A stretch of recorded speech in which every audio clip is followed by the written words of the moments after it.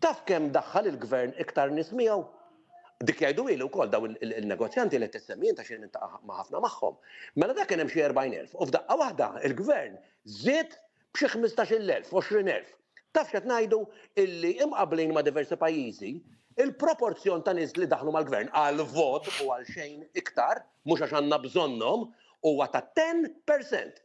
Il-kellim nazzjonalista tal-finanzi Adrian Delija lanqas il-bażiku ma jaf fis-suġġett li suppost huwa l-espert fih. Dan ħareġ minn argument li għamel waqt programm tar-radju fejn sostna li mill-2013 il-Partit Laburista żied xi 20,000 ħaddiem mal-gvern. Fil-verità, fuq mudda ta' 12 sena li matulhom l-ekonomija ta' pajjiżna triplat, il-proporzjon tal-ħaddiema mas-settur pubbliku naqsu. Waqt li Delija ddikjara li l-proporzjon tal-ħaddiema mal-gvern żdied b'10%, iċ-ċifri juru eżatt bil-maqlub. Dan hekk kif taħt Gonzi PN, il-ħaddiema full-time mas-settur pubbliku kienu 27% tal-ħaddiema kollha fil-pajjiż. Iżda llum dan naqas għal 18%.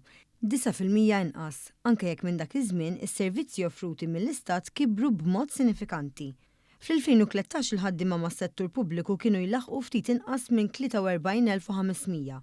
L-aħħar ċifri tal-Uffiċċju Nazzjonali tal-Istatistika li ħarġu ġimagħtejn ilu juru li f'Ġunju ta' din is-sena kien hemm mal-54,400, bżieda ta' madwar 2,250 fuq is-sena ta' qabel. Waqt li l-ħaddiema tal-gvern taħt gvern Laburista żdiedu, iż-żieda tinkludi aktar minn 4,500 impjieg mas-servizz tas-saħħa u l-edukazzjoni u aktar minn 1,000 mal-korpi dixxiplinati, fosthom il-Forzi Armati u l-Pulizija. Mill-NSO wkoll ħareġ li f'Marzu tal-2022, jiġifieri fil-bidu tal-leġislatura attwali, kien hemm 51,100 impjegat mas-settur pubbliku. Jiġifieri mhux vera li l-ħaddiema żdiedu b'xi 20,000 imma b'7 darbit inqas mill-livvin ta' Delija.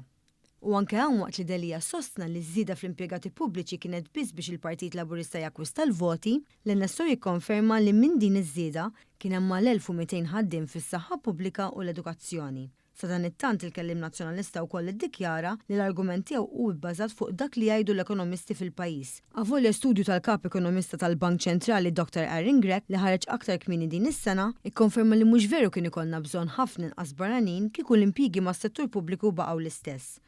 Anzi jisħaq li d-domanda l-ħaddiema barranin kienet tonqos bi 2% biss, proporzjon li l-Bank Ċentrali sejħilha bħala negliġibbli.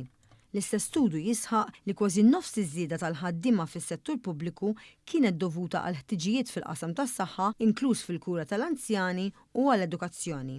Dan kollu jikkonferma li l-għażla ta' Adrian Delija bħala kelliem tal-oppożizzjoni għas-settur daqstant kruċjali kienet għażla sforzata u fil-ftit xhur li ilu fil-pożizzjoni donnu qed isegwi fil-passi ta' Graham Bencini tal-pre-budget document imsejjaħ bla sustanza u Jerome Caruana Cilja li dokument tiegħu kien deskritt mill-medja bħala taffiġa sħiħa.